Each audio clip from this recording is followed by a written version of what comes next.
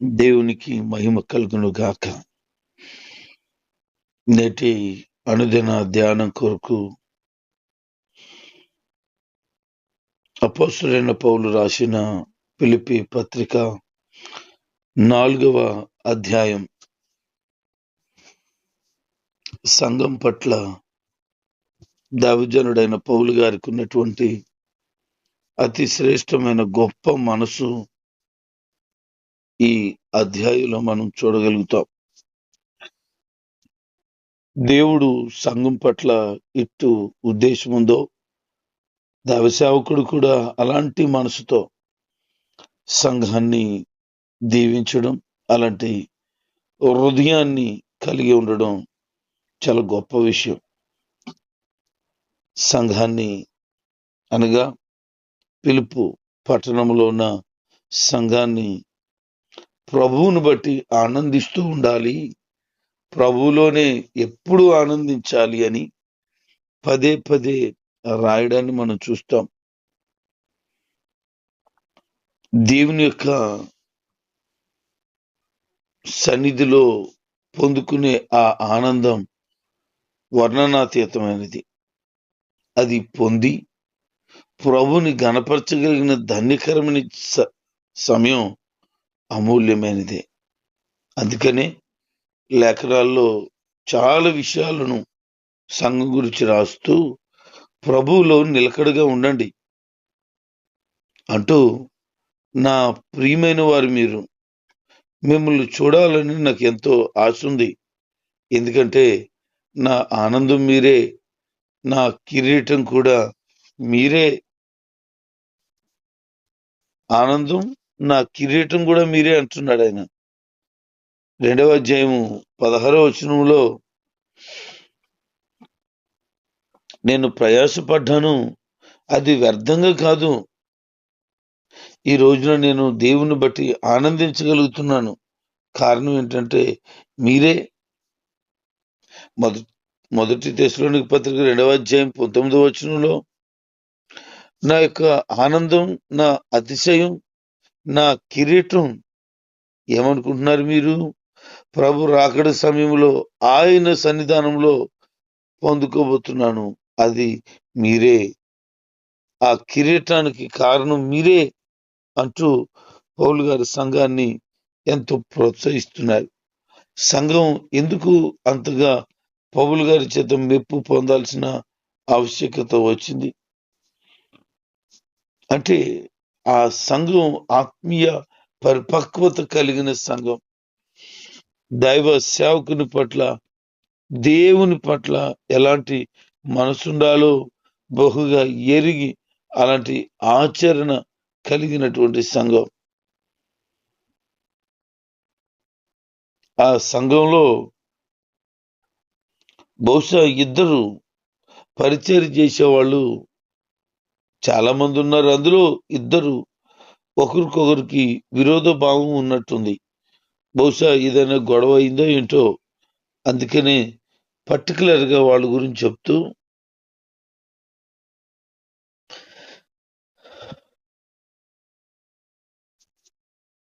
క్లెమెంతు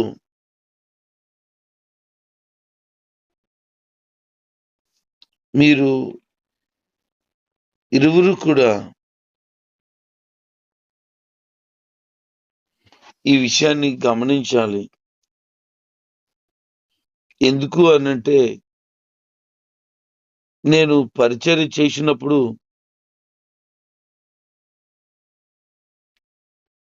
యురోదియాకు, సుంటికేసుకు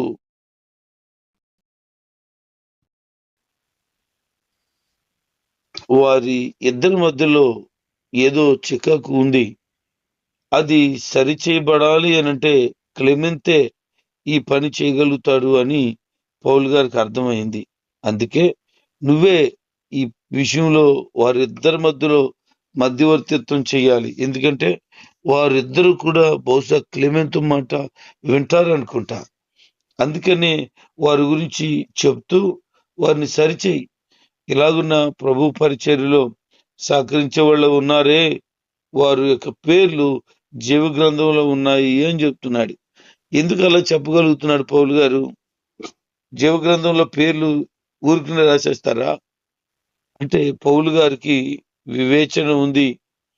ఆయన దేవుని ఆత్మచేత పరిపూర్ణంగా నడిపించబడిన వ్యక్తి.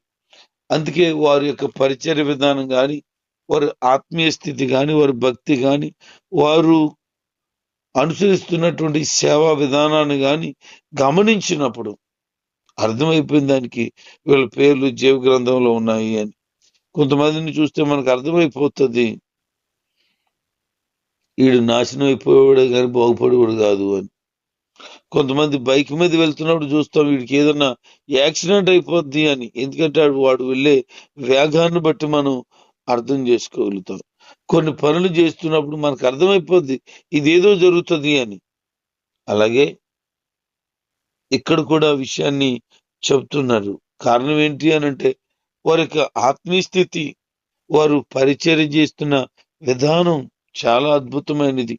అందుకనే ఈ పరిచర్య చేస్తున్న విధానాన్ని బట్టి అర్థమైపోయింది. అందుకని వారి పేర్లు జీవ గ్రంథంలో ఉన్నాయి అని చెప్తున్నారు.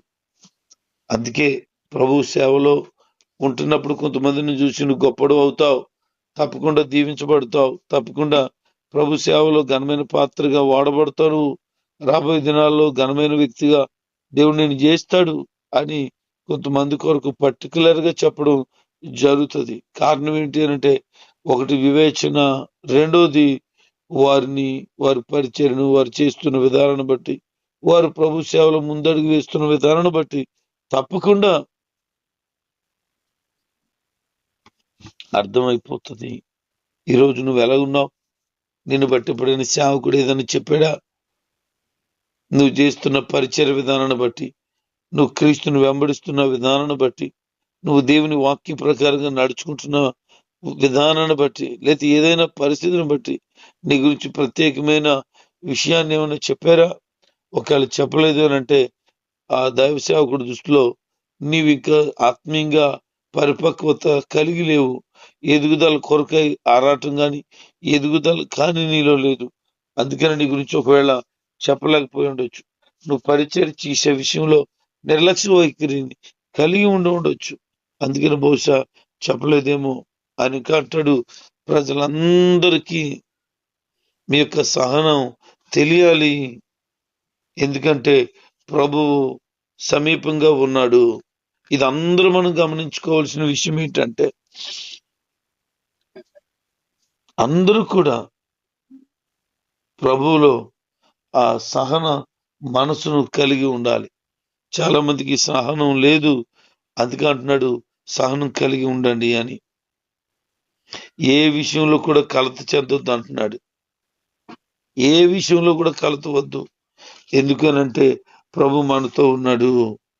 ఈ జీవితంలో ఎదురయ్యే పరిస్థితులన్నిటిలోనూ అస్తమాను మన హృదయంలో మనశ్శాంతి లేని పరిస్థితులు ఉంటాయి. అయితే దేవుడు ఏం చేస్తున్నాడు? శాంతి సమాధానం ఎప్పటికప్పుడే అనుగ్రహిస్తున్నాడు. కనుక మనిషి పాపములో ఉంటే తప్ప నెమ్మదిని ఖచ్చితంగా ప్రభు వలన పొందుతాడు. పాపం చేసినోడు పశ్చాత్తాపడి విడిచిపెడితే ఖచ్చితంగా ఆ నెమ్మదికరమైన స్థితిని అనుభవిస్తాడు. అందుకని ఈ విషయం అందరికీ తెలియాలి. అంత మాత్రమే కాదు, ఆయన సమీపంగా ఉన్నాడు అని గుర్తుపెట్టుకోండి అని చెప్తున్నాడు. అంటూ ఏ విషయంలో కలత చెందొద్దు కానీ అన్ని విషయాల్లో కృతజ్ఞతతో మీ మీ విషయాలను ప్రభువునకు తెలియచేయండి. నీ విషయాలు ప్రభువుకి చెప్తున్నావా? ప్రభుని స్తుతించి తర్వాత ప్రార్థిస్తున్నావా? అలాంటి అనుభవాన్ని కలిగి ఉండాలి. ఎప్పుడైతే అలా ఉంటావో, దేవుని వాక్య ప్రకారంగా ఎలాగైతే బ్రతకడానికి ప్రయత్నం చేస్తావో, దేవుడు సమస్త బుద్ధికి మించిన జ్ఞానం దేవుని ద్వారా అనుగ్రహిస్తాడు. నీ ఆత్మీయ స్థితి ఎలా ఉంది? నీ భక్తి ఎలా ఉంది? ఏవి నిజమైనవో, ఏవి ఖ్యాతి కలిగినవో, ఏవి శుద్ధి కలిగినవో, ఏవి మంచివో, ఏవి మెప్పుకు తగినవో అలాంటి వాటి గురించి ఎప్పుడు ఆలోచన చేస్తూ ఉండండి. ప్రయోజనకరమైనటువంటి సంగతుల గురించి ఆలోచన చేయండి. అలాగే మీరు గనక చేసి నేర్చుకున్న వాటిని అంగీకరించి అలా గనక మీరు జీవించగలిగితే దేవుడు మీకు సమాధానాన్ని దయచేస్తాడు.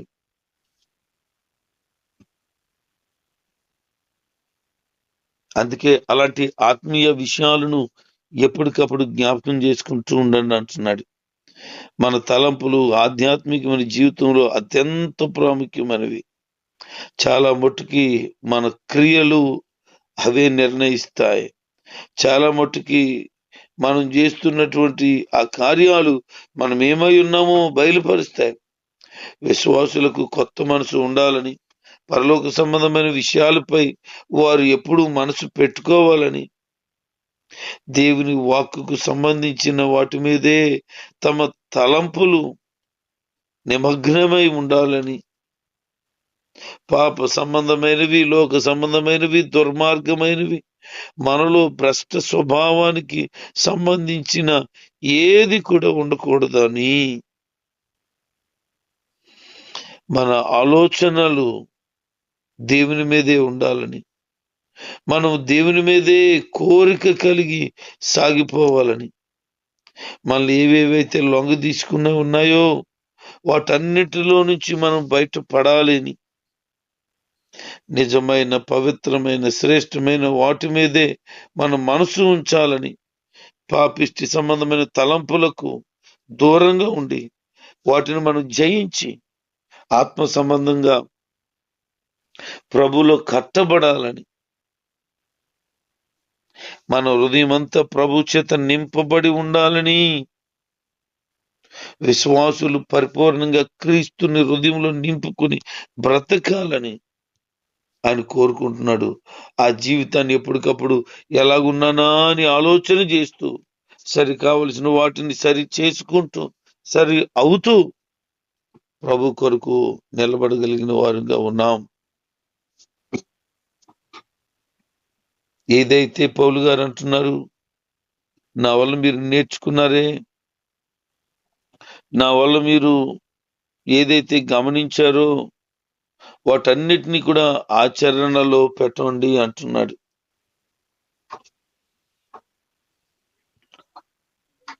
ఆయన కలిగినటువంటి సహనం, ఆయన కలిగినటువంటి దైవికమైన మనసు మనం కూడా కలిగి ఉండి వాక్యానుసారంగా మన జీవితాలను కట్టుకోగలిగితే ప్రభు అట మనతో ఉంటాను అని చెబుతున్నాడు.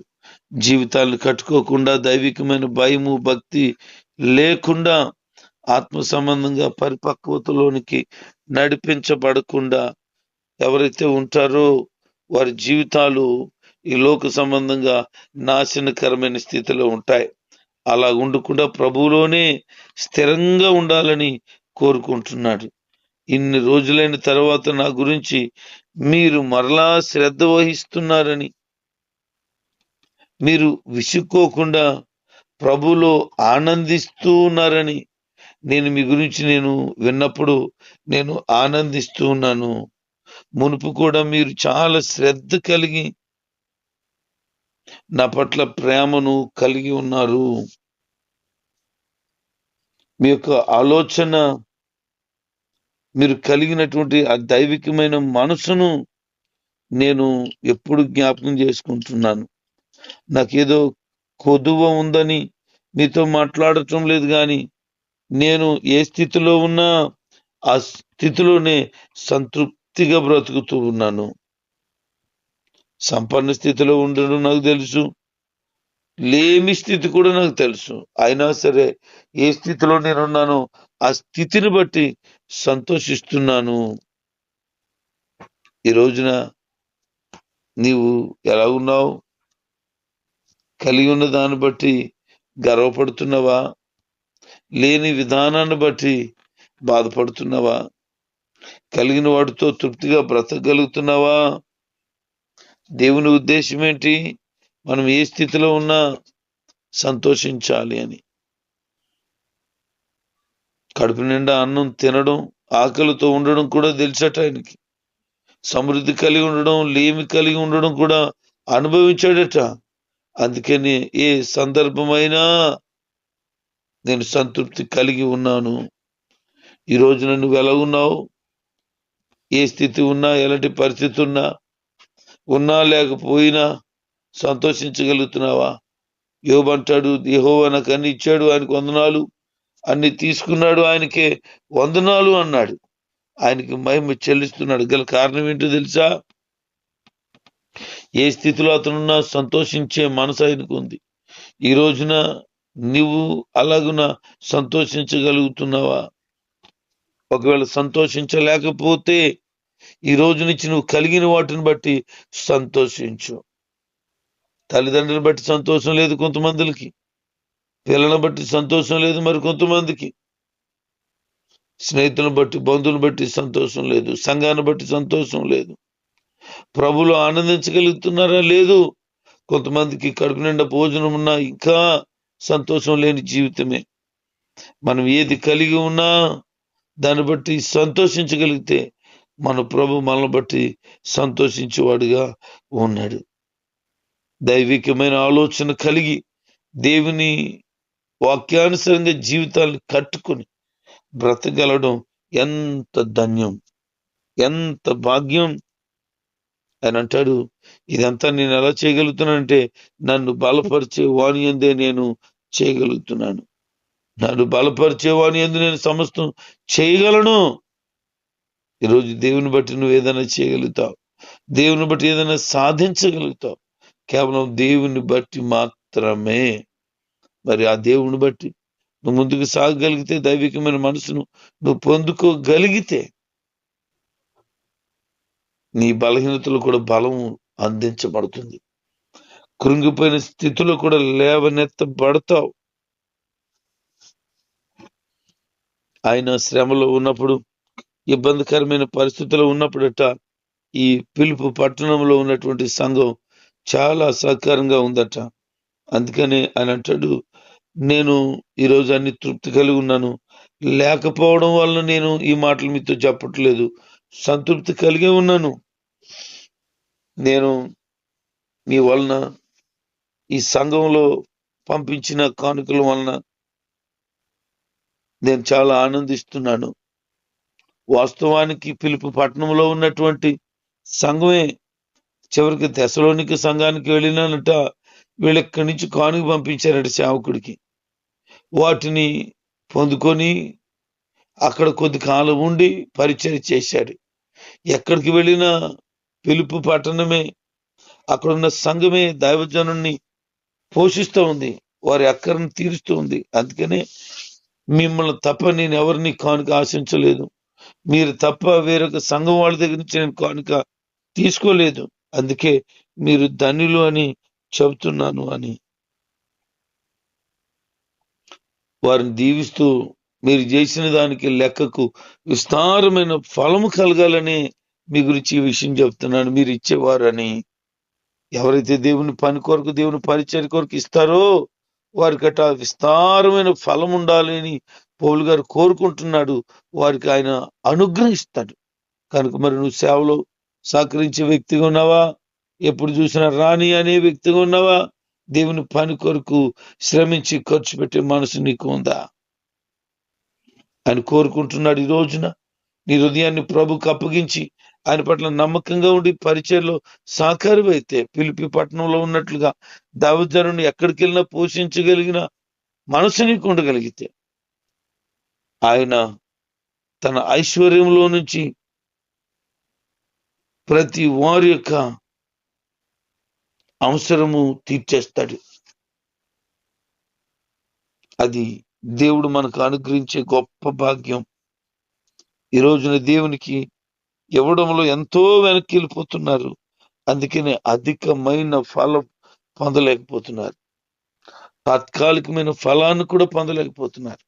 అలా కాకుండా అధికమైన ఫలం ఇచ్చే దేవుని సేవ కొరకే గుప్పులు విప్పగలిగిన మనసు, దేవుని పని కొరకే ఖర్చు పెట్టగలిగిన హృదయం ఎవరికైతే ఉండగలుగుతుందో వారు దేవుని ఐశ్వర్యంలో నుంచి సమృద్ధిని పొందుకోగలుగుతారు. దేవుని వాక్య ప్రకారంగా సంఘములో ఉన్న వారందరూ కూడా పరిశుద్ధులని ఆ పరిశుద్ధులకు వందనాలు తెలియజేస్తూ చివరికి కైసరు అంతఃపురంలో ఉన్నటువంటి ఇంటి వారికి కూడా శుభాలు చెప్తున్నాడు. అక్కడున్న పరిశుద్ధులకు వందనాలని చెప్తున్నాడు. చక్రవర్తి ఇంటి వారిలో కూడా కొంతమంది యేసుప్రభుని నమ్ముకున్నట్లున్నారు. అందుకని ఆ కైసరు రాజు గురించి చెప్తున్నారు. ఆ ఇంట్లో ప్రభుని తెలుసుకున్న వాళ్ళు ఉన్నారు. ఎంత గొప్ప భాగ్యం. ఈరోజు ప్రభు సువార్త ప్రకటిస్తున్నావా? విస్తృతంగా అనేక మందికి ప్రకటించగలిగి అనేక మందిని ప్రభు రాజ్యానికి నువ్వు వారసులుగా హక్కుదారులుగా చేయగలుగుతున్నావా? ఉన్నది ఉన్నట్లుగా ఉన్నవాడు ఉన్నట్లుగానే ఉండిపోతూ ఆయన కొరకు ఏమాత్రం ప్రయాసపడటం లేదు. ఇక మీద నుంచి దేవుని కొరకు దేవుని సన్నిధిలో ప్రయాస పడుతూ నమ్మకమైన వారిగా సాగిపోవలసిన అవసరత ఉన్నది. కనుక దైవికమైన మనసు కలిగి దేవుని గుణగణాలను అనుసరిస్తూ ఆయన కొరకే నమ్మకంగా బ్రతుకు. ప్రభులో ఎప్పుడూ ఆనందించు. ప్రభు అనుగ్రహించే ప్రతి ఈవుని స్వతంత్రించుకో. ఆయన ఐశ్వర్యంలో మీ యొక్క ప్రతి అవసరమును ఆయన పట్ల నమ్మకం కలిగిన వారి పట్ల దేవుడు తన కార్యములను వెల్లడి చేసి జరిగించునుగాక. ఆమేన్.